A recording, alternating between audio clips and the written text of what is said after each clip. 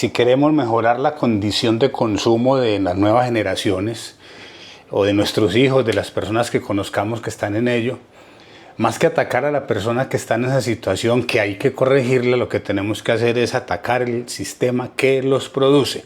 El 95% de las personas que salen de un centro mal llamado rehabilitación, para mí son centros de aislamiento, centros de rehabilitación supuestamente para adicciones, recaen en los primeros 60 días. El problema no es el tratamiento, es que cuando regresan, después de estar en un entorno de aislamiento, regresan a un entorno disfuncional, que fue el entorno que alimentó su comportamiento desde el inicio. Hoy vamos a analizar cómo los padres se convierten en los financiadores oficiales de las conductas destructivas de sus hijos por falta de límites y cómo pueden convertirse en mi primer factor de transformación si nos convertimos en personas que invitamos a nuestros hijos a cambiar. Vamos allá, quédate hasta el final que te voy a compartir lo que podemos hacer como familia, como padres de familia y como adultos para ayudar a las nuevas generaciones a romper las barreras de cómo enfrentar ese entorno negativo. El comportamiento autodestructivo no se limita solo a las sustancias. Hoy las adicciones más peligrosas son silenciosas, son aquellas adicciones digitales de conducta que a veces no se notan, que a veces no nos damos cuenta porque pasan desapercibidas, porque de cierta manera no muestran un deterioro físico como hacen las sustancias, pero sí hay un deterioro mental, un deterioro de conocimiento, hay un deterioro de la propia imagen. Por eso cada vez que nosotros o la persona que esté involucrada decide resistir a sus impulsos o a una gratificación instantánea, está aplicando dominio propio y forjando carácter que le ayuda a manejar sus impulsos. Eso es muy importante. Cada vez que nosotros nos resistimos, es una decisión, a la gratificación instantánea, a hacer aquello que por impulso quisiéramos hacer en lugar de reflexionar, entonces cuando nos resistimos estamos formando un carácter maduro, un carácter fuerte. El error más grave del sistema educativo de hoy es pretender prevenir conductas de riesgo a través del miedo o mostrando el deterioro final. Es decir, yo he estado durante muchos años visitando instituciones educativas y lo que he encontrado es que van personas de muy buena voluntad, entidades del gobierno, de la policía, etcétera, y hablan con los chicos acerca de cómo motivarlos para que dejen el consumo de sustancias o para que no incurran en ellos, y es que pretenden trabajarlos mentalmente a través del miedo, en lo que se pueden convertir, o mostrando el deterioro final, es decir, mire cómo pueden llegar. En alguna de esas oportunidades yo llevé a mi hijo, ya les he contado en otros videos, que mi hijo vivió 14 años en condición total de indigencia, pues por el consumo, y lo llevé y teníamos mucho cuidado de darle a los chicos un mensaje positivo, porque a veces podíamos caer en el error de invitarlos a consumir, es decir, ellos decían, tan bueno este muchacho, cómo vivió aparte y sin normas, pero luego él les contaba acerca del desenlace final. Pero cuando van a este otro tipo de instituciones y el sistema educativo normal, tradicional, lo que hace es ayudarles, intentar ayudarles a prevenir el consumo, pero a través del miedo, a través del deterioro final, en lugar de mostrarles cómo ellos pueden construir una vida mejor, una vida con propósito. Los jóvenes ya conocen las consecuencias físicas. Yo he visto que estas personas que van a los colegios, instituciones educativas, hablan mucho con los chicos acerca de los componentes de las sustancias, de los efectos que les produce a nivel físico, a nivel mental. Hablan de los componentes de algunas sustancias y yo siempre he pensado que para qué hablarle a un chico de estos si él está en consumo, él sabe lo que siente, él sabe por qué, aunque sea un engaño, él sabe por qué está recurriendo a la sustancia. Entonces, ¿para qué hablarle a un chico que sabe más que nosotros porque está inmerso en el consumo? En lugar de eso, nosotros, como ya sabemos que ellos conocen las consecuencias físicas, el verdadero problema es que carecen de una estructura estructura de identidad sólida para gestionar la frustración y la presión social. Lo que nosotros tenemos que darles y tenemos que hacer es convertir nuestros hogares en la escuela, en el primer lugar, donde ellos aprenden a gestionar sus vidas, donde podemos ayudarles a gestionar esta primera parte, una identidad sólida. ¿Cómo construyen una identidad sólida? A través del lenguaje que nosotros usamos en casa, a través de la manera como los formamos, a través de la manera como nos dirigimos a ellos, a través de los comentarios que hacemos con terceras personas sobre nuestros hijos, a través de las opiniones que nosotros damos a terceros acerca de nuestros hijos y las opiniones que les damos a ellos mismos. Usar un lenguaje proactivo, positivo, un lenguaje que edifique, un lenguaje que transforme, un lenguaje que construya, dejar ese tema de hablarle a nuestros hijos como usted no sirve para nada, usted no va a salir con nada, usted es una decepción. Yo recuerdo en un colegio que pasé por alguno de las aulas de clase y cuando yo pasé, las chicas, ya yo llevaba yendo a ese colegio muchos años, más de 10, las chicas de una de esos salones de clase salió y me dijo que si por favor hablaba con una de las niñas que estaban ahí, no mencionemos nombres, que estaba ahí porque estaba muy triste. Yo abordé a la niña y le pregunté por qué estaba triste y me dijo, es que hoy estoy cumpliendo mis 15 años. Con mayor razón deberías estar feliz. Me dijo, no, es que hablé con mi papá y me dijo que en vez de felicitarme, me dijo que yo era lo peor que le había sucedido en su vida. ¿Cómo pretendemos entonces que una niña como ellas crezca con motivación, con expectativas, con un plan de vida positivo? Si la persona, la primera persona, el primer hombre que ella tiene que admirar o debería admirar es el papá. Y mire el lenguaje con que este hombre se dirigió a ella.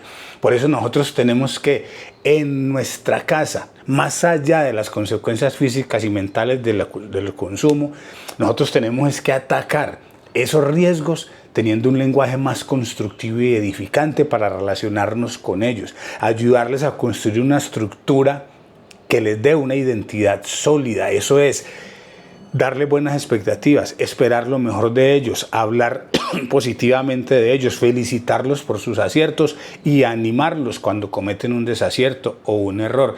Que ellos aprendan a gestionar la frustración. Hoy en día nuestros chicos y chicas tienen cero resistencia a la frustración. No se les puede decir nada que no quieren escuchar porque piensan en lo peor, hasta en quitarse la vida. Piensan que no sirven. De ahí es que caen no solamente en sustancias físicas o químicas, también en lo que hablábamos al principio del video, también caen en las adicciones silenciosas, temas como la bulimia, como la anorexia, como el cortarse, y ellos se tapan las piernas, que es generalmente donde deciden cortarse.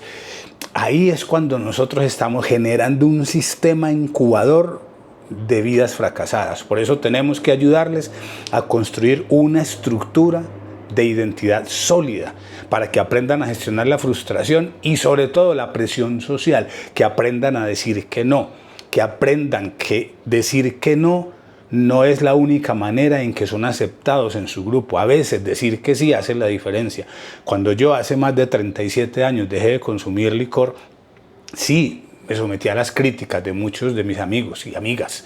De mi familia no, obviamente la familia de alegría, pero de muchos de mis amigos, y yo no sabía qué hacer cuando los volviera a abordar, cuando ya se dieran cuenta que yo había dejado de consumir.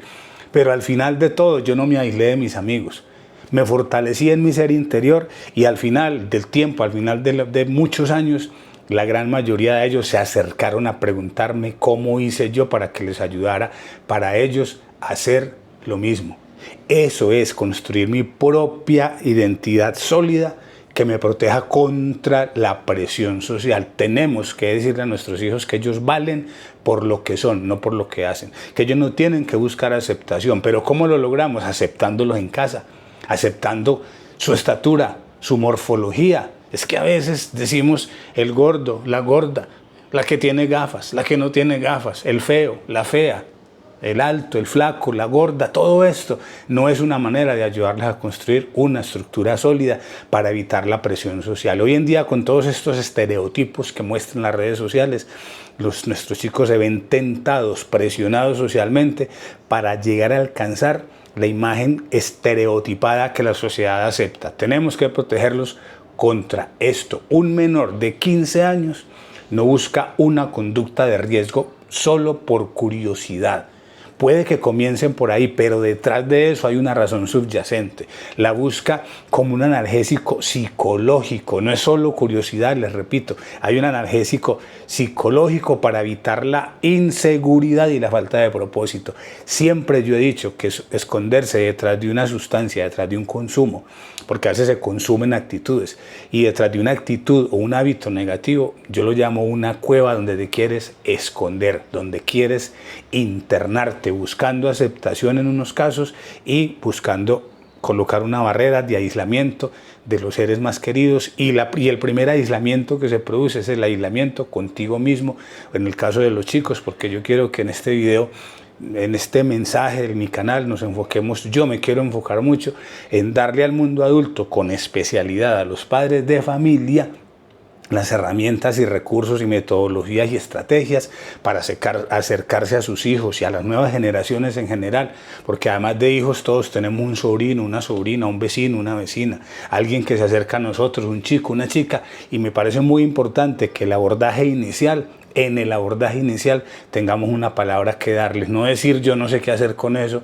sino atenderle, escucharle y luego ya remitirle a un especialista, pero por lo menos no dejarlo con su inquietud, sino explicarle que podemos y queremos ayudarle. Así que, como les decía, un chico de 15 años, un adolescente, no se acerca o no busca una conducta de esta solo por curiosidad. Lo hace es porque quiere esconderse, está huyendo de algo para evadir esa inseguridad con que vive y para evadir también su falta de propósito. Los hábitos destructivos que hacen, esto es muy importante, porque a veces nosotros queremos interpretar la mente del adicto, la mente de nuestro hijo, hija o conocido, y queremos interpretarla diciendo, pero ¿por qué hace esto si aquí no le falta nada? ¿Por qué hace esto si es un chico lindo, es una niña linda, si es inteligente, tiene una buena familia? Miren, no vamos a entender la mente de esta persona. Ellos tienen una mente y un cuerpo distinto, y entender esto hace que nuestro acercamiento sea más efectivo. Así que, ¿qué hacen los hábitos destructivos? No estamos hablando solo de consumo de sustancias, hábitos como que la apatía, no querer hacer nada, la pereza aparente, porque no es pereza, es quedarse inmóviles para llamar la atención, el enojarse con facilidad, el no querer hablar con nadie o aislamiento. Esos hábitos destructivos, ¿qué hacen? Nublan el córtex frontal del cerebro, que es donde se genera el análisis, la capacidad de comunicación, la capacidad de raciocinio, y esa zona del cerebro es la que se encarga de evaluar las consecuencias a largo plazo. ¿Y eso qué hace? Limita la libertad del individuo. ¿Por qué? Porque se quedan en lo inmediato, en el inmediatismo, en lugar de mirar más adelante. Por eso tenemos que entender que cuando una persona que conocemos, y más si amamos a esa persona, ya está en un hábito negativo, en un consumo, tenemos que entender que ya está afectado, afectada, y por eso tenemos que acercarnos con cuidado. Cuando tú vas a sanarle una herida física a alguien, no te acercas agresivamente para lastimarle más, vas con cuidado para poder que tu solución, tu acercamiento sea efectivo. O sea, ninguna solución mágica ni tratamiento costoso va a funcionar sin el núcleo familiar. Si el núcleo familiar no asume la responsabilidad de sanar estas dinámicas internas. Esto es muy importante. A veces creemos que el mejor centro de rehabilitación, el más costoso, y a veces yo he atendido chicos y chicas donde realmente, y lo tengo que decir para que los padres tomemos acción, a veces lo primero que hacen cuando saben que su hijo o hija está en un hábito, en un consumo, es enviarlo a un centro de rehabilitación, pero no porque crean que es la solución. En la mayoría de los casos es para deshacerse del problema. Así que, por costoso que sea este programa, por lejos que quede la institución, eso no es una solución mágica que vaya a arreglar el problema. El problema, la situación se debe enfrentar en el núcleo familiar. Ese es el primer lugar donde nuestros hijos tienen que encontrar y deberían poder encontrar una respuesta, una palabra amiga, una mano extendida, un abrazo oportuno. Porque por ahí leí una frase que dice que quien me ama es aquella persona que me ama a pesar de que me conoce. no esperemos que nuestros hijos se equivoquen para tener actitudes de rechazo, al contrario, es la oportunidad para que nos acerquemos y que la familia, el hogar, el núcleo, el seno familiar se convierta en el primer lugar de restauración para ellos. En el desarrollo del carácter no existen atajos automáticos, no existen fórmulas mágicas, no existen cosas que sin esfuerzo se vayan a lograr. El desarrollo del carácter, la formación de una personalidad sólida, nace de la responsabilidad personal del individuo, pero también del apoyo de su entorno. Solo lo que les quiero decir es que en el desarrollo del carácter no existen atajos automáticos, solo están las escaleras del esfuerzo consciente. Las escaleras del esfuerzo consciente se basan en subir ese escalón de la transformación asumiendo la responsabilidad personal y la autodisciplina diaria, no de vez en cuando, no a cuando llega la crisis. Así que a manera de conclusión quiero compartirles lo siguiente. La prevención real no es una campaña de prohibiciones, es una estructura de valores y límites claros dentro del hogar. Recuerda, el primer lugar de transformación debe ser tu hogar. Conviértelo en eso si no lo es. Puedes hacerlo. De manera que la prevención real, no cosmética, no temporal. Ya les decía al principio que los chicos, después de que salen de un centro de estos de aislamiento, de un campo de concentración de estos, el 90% de ellos recae, vuelve al sitio. ¿Por qué? Porque ellos puede que en algo cambien, pero encuentran su lugar de origen igual a como lo dejaron, igual a como lo causó. Albert Einstein dice que no se puede pretender obtener resultados diferentes haciendo las mismas cosas. Y otro pensador decía que no se puede solucionar un problema con la misma mentalidad con la que se produjo. Así que tenemos que hacer cambios estructurales, no son cambios temporales. De manera que no es prohibiendo, no es gritando, no es golpeando, es creando una estructura basada en principios y valores dentro del hogar. Y esos principios y valores deben ser claros y con límites establecidos. Hay que construir un entorno predecible y seguro en el hogar. ¿Cuándo es predecible? Cuando nuestros hijos saben con qué cuentan, con quién cuentan, cuáles son los límites que en su casa se colocaron, pero para protegerlos. Esa es la única manera de blindar la estabilidad emocional de las próximas generaciones. No nos demos por vencidos, queridos padres de familia, queridos adultos, no nos demos por vencidos, que hay mucho por hacer, y no veamos esto como un problema, sino como un desafío. Seamos mejores personas, creamos nosotros. No busquemos culpables ni soluciones externas. No busque culpables. Es que si no tuviera esos amigos, es que si no viviera en este barrio. Miren, yo conozco, y ustedes también, personas que han vivido, han crecido, se han desarrollado, se han profesionalizado y construido una vida exitosa en ambientes completamente negativos. Es decisión personal. Y por afectado que esté el ambiente externo de tu familia, genera dentro de ella un ambiente tan positivo que blinde a tus componentes familiares contra lo que hay afuera, que salgan a la calle seguros, que hay una familia que los protege, que los sostiene, que los recibe, y que ellos más bien se conviertan en agentes de cambio en un ambiente que es supremamente negativo. Así que no busquemos soluciones externas, no busquemos culpables. El cambio sostenible es un trabajo estrictamente interno, estrictamente, no opcionalmente, estrictamente interno y de decisión personal. ¿Qué te quiero decir? Que si te quedaste hasta el final, te vincules con nosotros. No solamente al canal, sino a un movimiento donde vamos a apoyar a los padres de familia, a darles herramientas. Me angustia mucho ver muchos padres de familia dándose por vencidos, que ya creen que no hay solución.